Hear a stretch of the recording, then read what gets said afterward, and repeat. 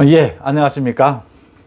많은 사람들이 얘기를 하다 보면 문재인 정부는 왜 이렇게 진솔한 진정성 있는 사과를 하지 않을까? 이 정책을 하다 보면 잘못도 하게 되면 사과를 하고 정책의 방향을 좀 바꾸고 이런 일을 하지 않을까? 왜 파렴치할까? 이런 얘기들을 합니다. 파렴치하다. 그러니까 부끄러움을 모르고 뻔뻔한 거죠. 왜 저럴까?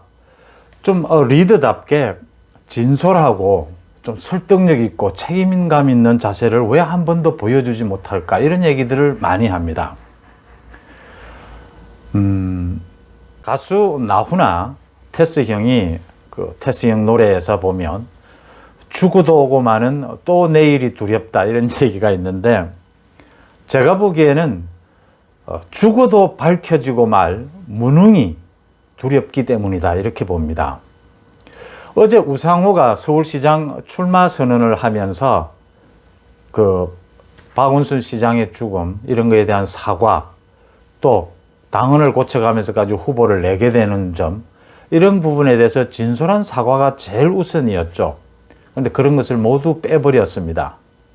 그런데 부산시장 후보로 거론이 됐던 이 다민주당의 얘기입니다.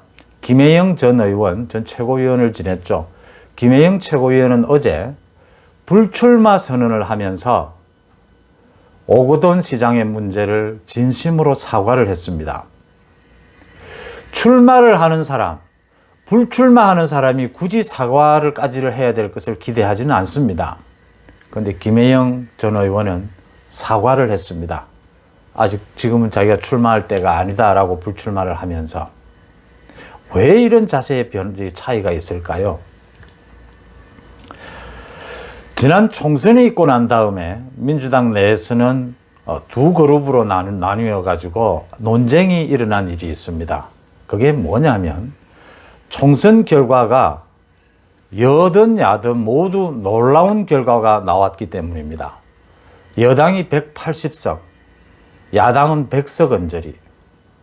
모두 다 깜짝 놀랐던 겁니다.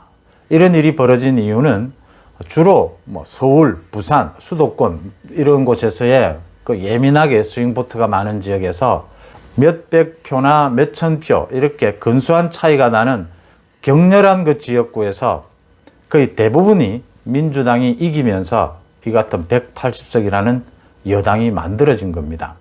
여당도 사실은 놀란 거죠. 그래서 앞으로 국정을 어떻게 이끌어갈 것이냐에 대해서 많은 논란들이 있었습니다. 일부에서는 이제는 좀 정말 거대 여당이 된 만큼 책임감 있게 좀 야당을 포용하면서 국정을 좀 이렇게 순리대로 끌어가자라고 하는 합리적인 측이 있고, 또 한쪽에서는 주로 지난 총선에서는 청와대 출신들이 대거 공천을 받아서 민주당에 투입이 됐습니다. 당선이 다 됐죠. 그 사람들을 중심으로 이 강경파들이 180석을 준 국민의 뜻을 헤아려야 된다라는 논리로, 소위 대깨문의 논리입니다. 이제 국정에 우리가 지금까지 주저주저 해왔던 공수처를 비롯한 자기들이 이야기하는 검찰개혁, 언론개혁, 재벌개혁에 박차를 가하자. 독주와 독선의 길로 가자. 이게 더 목소리가 커지면서 민주당이 앞으로의 진로에 결정이 됩니다. 합리적인 목소리는 줄어들게 됩니다. 김혜영의 사과, 우상호의 뻔뻔함이 그 차이를 보여주고 있습니다. 민주당의 윤미향 의원, 좀 생각하기 싫으실 텐데 또 최근 어제부터 논란이 되고 있죠. 이렇게 지금 코로나로 심각한 이 상태에 와인 파티를 열었다. 와인 파티를 여는 장면을 자기 SNS에 올렸습니다. 마스크도 쓰지 않고 SNS에 올리면서 길 할머니의 생신을 축하하는 와인 파티였다라고 올렸고, 거기에 대해서 이렇게 코로나 시대에 이게 여당 의원이 무슨 짓이냐라고 비난이 쏟아지니까 급히 또 내렸어요. 그러면서 길 할머니 생신이 맞느냐? 윤 의원 자신 생일 아니냐? 그 생일 파티에 길 할머니는 초청도 받지를 못했어요. 길 할머니가 누구냐면 아시다시피 윤미향이가 지금 검찰 수사를 받고 있지 않습니까? 8가지 혐의인가로요. 그 중에 가장 큰 혐의가 이 사기죄인데, 윤미향이가 길할머니, 약간 그 심신이 미약하신 90이 넘으셨어요.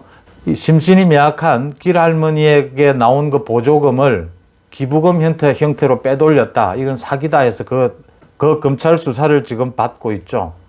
그 길할머니의 생신이었다라면서 변명을 하자 많은 얘기들이 나왔습니다. 윤미향이가 왜 저 사진을 올렸을까? 지금 검찰의 수사를 겨냥해서 자기가 길할머니를 이렇게 챙기고 있다는 걸 보여주기 위해서였다.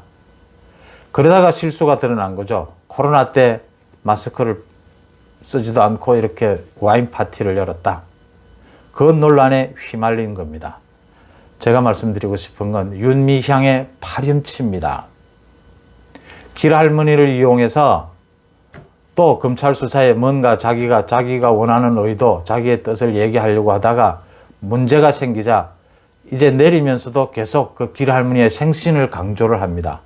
윤미향이 생일인지는 모르겠지만 이런 파렴치를 합니다. 자기가 잘못하면 있는 그대로 반성하고 앞으로는 고치겠다가 아닙니다.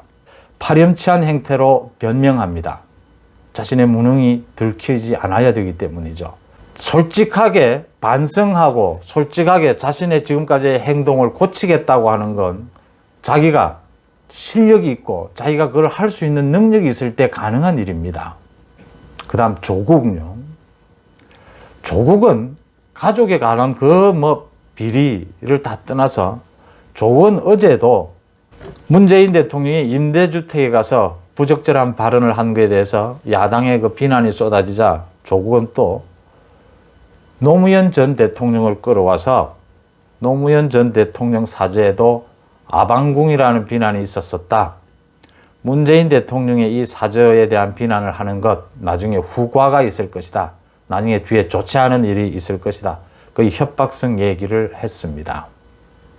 문재인 대통령의 사저를 거론한 것은 야당에서 그 사저가 정말 문제가 있다가 아니고 정말 부동산 정책에 대해서 사과하고 정책을 바꾸는 게 우선이지 지금 임대주택에 가서 그런 쇼할 때냐라는 걸 지적을 하면서 사저 이야기를 나온 거죠. 양산 사저 얘기가. 그걸 또 이렇게 노무현을 팝니다. 그 다음 추미애요. 추미애는 요즘 지가 나서면 안 된다는 거 알고 있고 지금 윤석열에게 판판이 깨졌지 않습니까? 추미애가 또 노무현을 불러옵니다. 얼마 전에 노무현 영정 앞에 가서 또 쇼를 하더니 또 추미애가 어제 민주주의는 두 눈 부릅뜬 깨시민, 깨어있는 시민을 말합니다. 깨시민이 언론에 길들여지지 않고 오염되지 않은 냉철한 판단과 감시가 계속되지 않는다면 검찰권과 사법권도 민주주의를 찬탈하는 도구가 될 수 있다. 이런 글을 올렸습니다. 자기들이 지금 검찰권, 사법권을 찬탈했으면서 오히려 다른 탓을, 남 탓을 또 하면서 거기에 깨시민, 깨어있는 시민, 이건 노무현 전 대통령이 많이 쓰던 말입니다. 노무현의 말을 또 가져와서 자기들의 궁색한, 지금 조국과 추미애는 자기들의 궁색한 입장을 사과하기보다는, 고치기보다는 또 노무현을까지 끌어와서 변명하고 뻔뻔하게 남 탓을 합니다. 심심하면 노무현을 끌고 오는데요. 노무현에 대한 평가는 제가 좀 젖혀두고요. 이 지금 대깨문에 대해서 하는 말인데 대깨문의 출발은 노사모입니다. 그런데 그 노사모에서 대깨문으로 이어지는 지지층에 대해서 지지층을 얻고 사과보다는 이렇게 뻔뻔하게 밀고 나가겠다는 거죠. 왜냐하면 무능하다는 소리, 무능하다는 것만은 절대 들키지 않아야 하거든요. 그래서 말을 거꾸로 합니다. 부끄러워해야 될 말을 오히려 뻔뻔스럽게 자기가 합니다. 남이 자기에게 비판하는 말을 자기가 합니다. 문재인요. 문재인 이럽니다. 공수처가 법이 통과되고 난 다음에 이런 이야기를 합니다. 대통령을 비롯한 권력형 비리에 대한 성역 없는 수사와 사정을 할 공수처에 대해서 야당이 오히려 더 앞장서야 하는데 이해를 하지 못하겠다 이랬습니다. 자기가 지금까지 윤석열 찍어내기를 하고 지금까지 그렇게 윤석열을 탄압한 이유는 권력형 비리를 숨기기 위해서입니다. 그런데 거꾸로 얘기를 합니다. 왜 그럴까요? 왜 이렇게 파렴치한 짓을 할까요?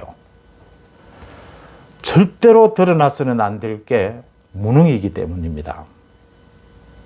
노무현, 문재인으로 이어지는 가장 결정적인 문제는 무능입니다. 자신들이 능력이 없다는 것을 자신들 스스로 잘 알고 있습니다. 자신들이 조금만 사과를 하고 정책을 바꾸고 실수를 하는 모습이 드러나면 자기들은 무너진다라고 생각을 합니다. 이게 아직 소수파 또는 비주류가 갖고 있는 습성입니다. 그걸 버리지를 못한 겁니다. 자기들이 정권을 잡고 있고 주류를 형성하고 있음에도 불구하고 그 두려움에서 벗어나지 못하는 겁니다. 어떤 짓을 해도 자신들의 무능이 드러나서는 안 된다고 생각을 하는 겁니다. 그러니까 이런 비상식적인 일들이 되풀이되는 겁니다. 문재인이가 민주당에 대거 내려보낸 20명 가까운 그 청와대 출신들의 의원들을 주도적으로 만들어진 지금 민주당의 노선이라고 해야 되나요? 지금의 국정 방향은 독선과 독주입니다. 그래야만 자신들의 무능을 덮고 어떻게 해서든지 정권 재창출을 할 수 있다라는 쪽으로 생각하는 겁니다. 자, 지지율은 무너졌습니다. 앞으로 계속 무너질 겁니다. 독주와 독선을 멈출 수 없습니다. 독선과 독주를 여기서 멈추고 국정 운영을 바꾸면 자신들의 무능은 적나라하게 다 드러나는 겁니다. 죽어도 밝혀지고 말 무능, 그게 두려운 겁니다. 이제는 공수처에 이어서 언론개혁, 또 계속해오던 재벌개혁을 할 겁니다. 사법 장악을 했죠. 검찰 장악을 하죠. 공수처를 통해서 이제 삼권을 완전히 장악을 합니다. 그 다음에 이제 재벌개혁은 계속해왔던 부분이고 이제 몇몇 남아있는 언론마저 재갈을 물리면 자신들이 생각하는 무능을 숨기고 재집권으로 가는 길이 열릴 수 있다고 봅니다.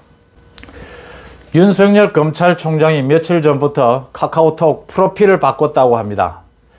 침착하게 강렬하게, 침착하게 강력하게. 해밍웨이 노인의 바다에서 나오는 얘기라고 합니다. 노인의 바다에서 노인은 그 청새치입니까? 그 청새치를 잡아서 오면서 상어떼들에게 청새치가 다 뜯기죠. 그래서 그 뭐 뼈만 남은 청새치를 가지고 마지막 그 항구에 돌아오는 내용입니다. 끝까지 그 사투, 며칠 동안의 그 사투 동안 침착성을 잃지 않고 강력하게 상어떼와 맞서는 그 장면이 강렬하게 인상에 남아있죠. 침착하게 강력하게. 대한민국 국민들은 침착하고 강력합니다. 고맙습니다.